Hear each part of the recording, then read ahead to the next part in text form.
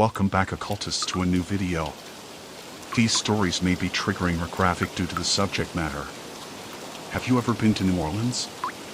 If so, then you know it holds many secrets and has this unique energy in the air about it. If you are new to the channel, make sure to like and subscribe for more content. Let's begin.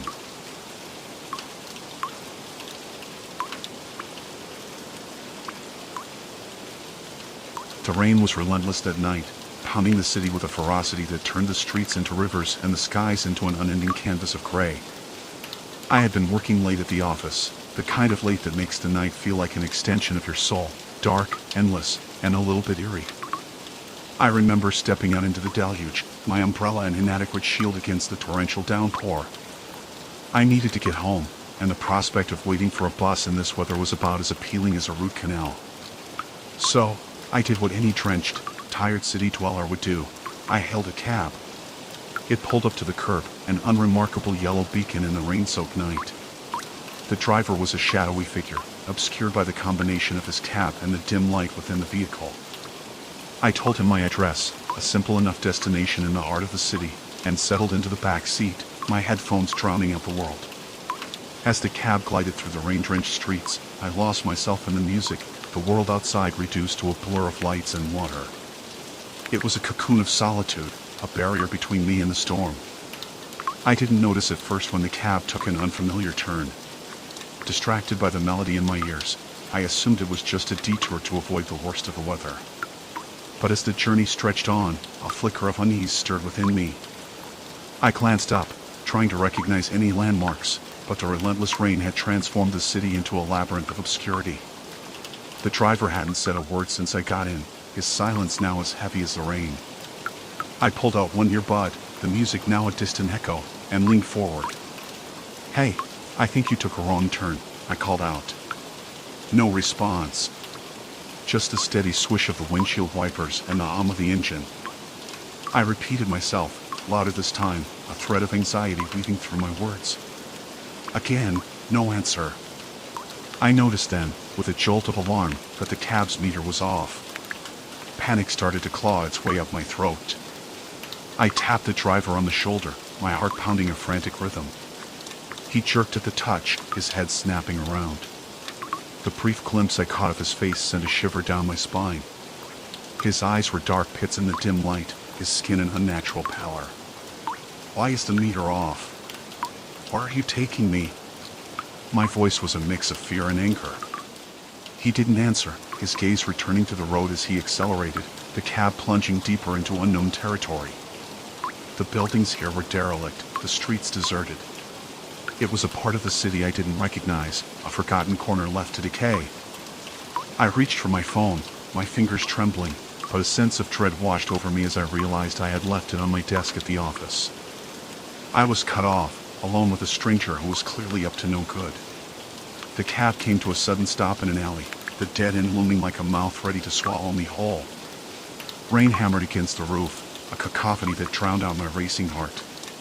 "Get out," the driver commanded, his voice a guttural rasp that seemed to scrape against my nerves. I hesitated, fear rooting me to the seat. "Why? What do you want?" He turned then, and I saw his face clearly for the first time. It was gaunt, the skin stretched taut over sharp bones, his eyes hollows of madness. He reached into his jacket, and the glint of metal sent a surge of adrenaline through me. I didn't think. I acted. Throwing open the door, I bolted out into the rain, my feet slipping on the wet pavement. I heard him shout, the sound muffled by the storm, and the fear of being chased propelled me forward. I ran blindly, the alley a maze of twists and turns, the buildings towering over me like silent sentinels. I could hear footsteps splashing through the puddles behind me, getting closer. In my panic, I stumbled, my body slamming into the wet ground. I scrambled up, my hands scraping against the concrete, and darted into a narrow passage between two buildings. I crouched there, my breath ragged, my arctic drumbeat in my ears. The footsteps slowed, then stopped. I held my breath, praying to be invisible. Minutes stretched into an eternity, the rain my only companion. Finally, I heard the footsteps retreat, the sound fading into the night. I waited, time slipping away, until the silence felt safe enough to breathe. Emerging from my hiding spot, I made my way back to the main street, every shadow a potential threat. The city had transformed back into the familiar as I reached the more populated areas, the neon lights and the late-night crowds a stark contrast to the nightmare I had just escaped. I didn't stop walking until I reached my apartment, the safety of its walls a balm to my frayed nerves. As I locked the door behind me, I realized how close I had come to a fate too terrifying to comprehend. The cab, the driver, that night, it all lingered in my mind like a bad dream, a reminder of the darkness that lurks in the unseen corners of the world. I never did find out who the driver was or what he wanted, but his face haunted me in the quiet moments, a ghostly specter of what could have been. I avoid cabs now, the sight of them enough to send a shiver down my spine. And every time it rains, I remember that night, the night I almost didn't make it home.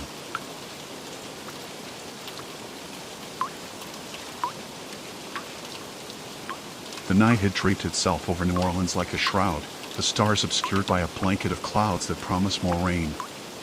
As a cop, I'd seen my share of strange things in this city, but nothing could have prepared me for what awaited me at the edge of the bayou that night. The call came in as a routine check, possible smuggling activity near the swampy outskirts. I figured it would be another false alarm, or at best, a couple of local thugs trying their luck. I reached the location, the car's headlights cutting through the thick darkness, the bayou sprawling ominously before me. I stepped out of the cruiser, the air heavy with the scent of wet earth and decay.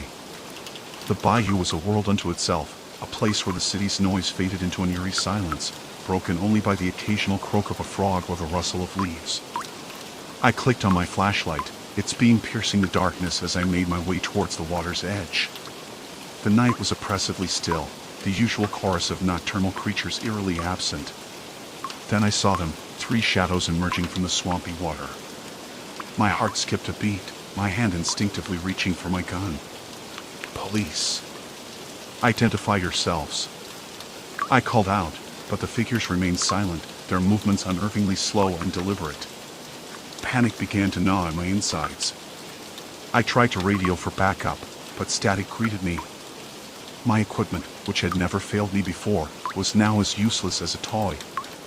The figures drew closer, and I could see them more clearly.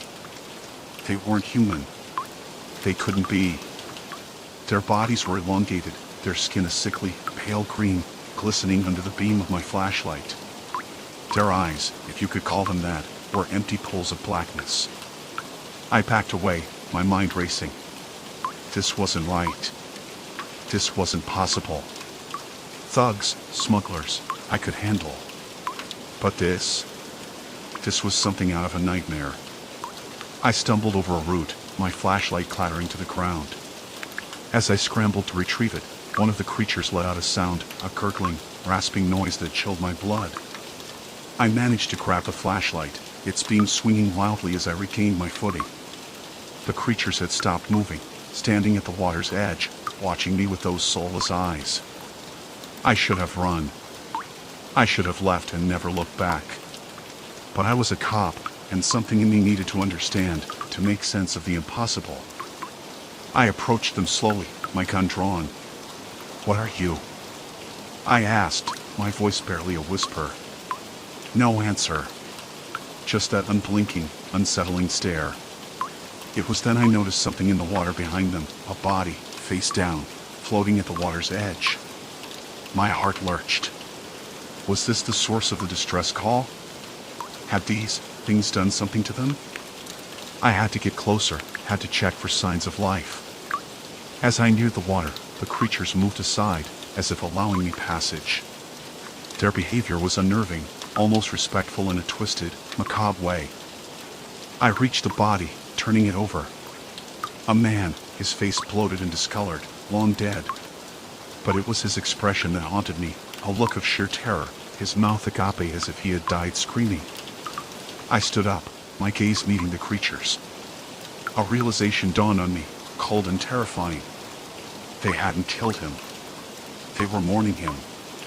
The man must have stumbled upon them, died from the shock or a heart attack. These creatures, whatever they were, had been with him in his final moments. The thought was as unsettling as it was sad. I backed away, my mind a whirlwind of confusion and fear. The creatures didn't stop me. They simply watched, their heads tilting slightly, as if puzzled by my reaction. I made it back to my cruiser, my hand shaking as I fumbled with the keys. I didn't look back as I drove away, the bayou disappearing into the night behind me. I never spoke of that night, never reported what I saw. Who would believe me? A cop, claiming to have encountered swamp creatures in the bayou? I'd be a laughingstock, or worse, deemed unfit for duty. But the memory of that night lingered, haunting my dreams. The man's terrified face, the creature's silent vigil, it was a mystery wrapped in an enigma, a glimpse into a world that defied understanding. I often wonder who made the distress call, how the man ended up in the water.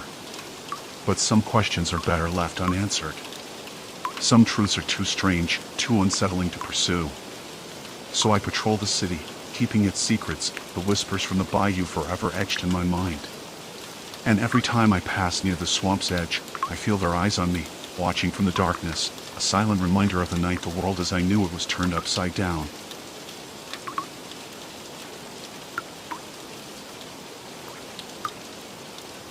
As beads flew through the humid New Orleans air and the jazz-fueled chaos of Mardi Gras swirled around us, I never imagined how that night would unravel into a harrowing nightmare. I'm Cassie, and the vibrant, intoxicating energy of the city had drawn my friends and me like moths to a flame. We had come to lose ourselves in the revelry, but one of us was about to be lost in a way we never expected. The evening began with the electric buzz of excitement.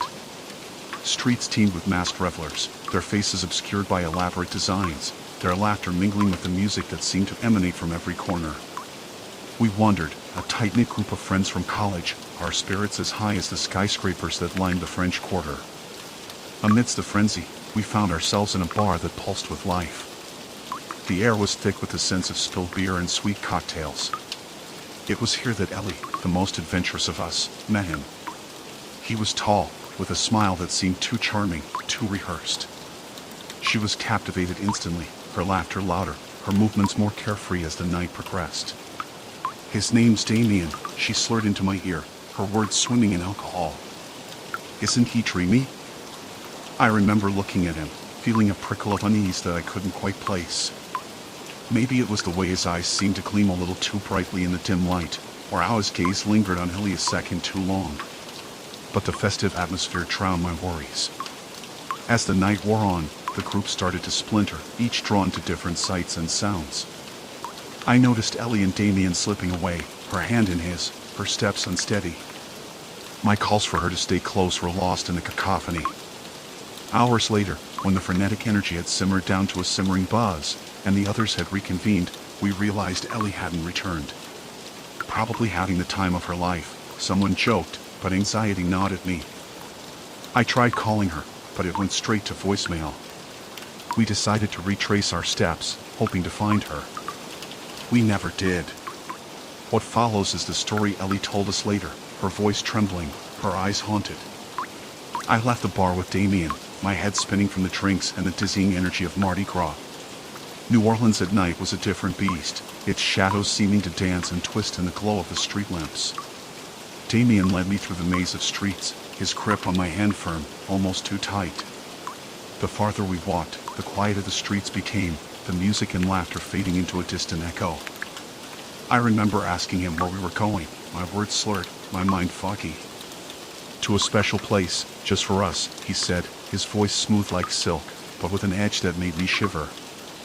I tried to laugh it off, but unease began to coil in my stomach. The buildings here were older, their facades worn and weary, their windows like dark, unblinking eyes.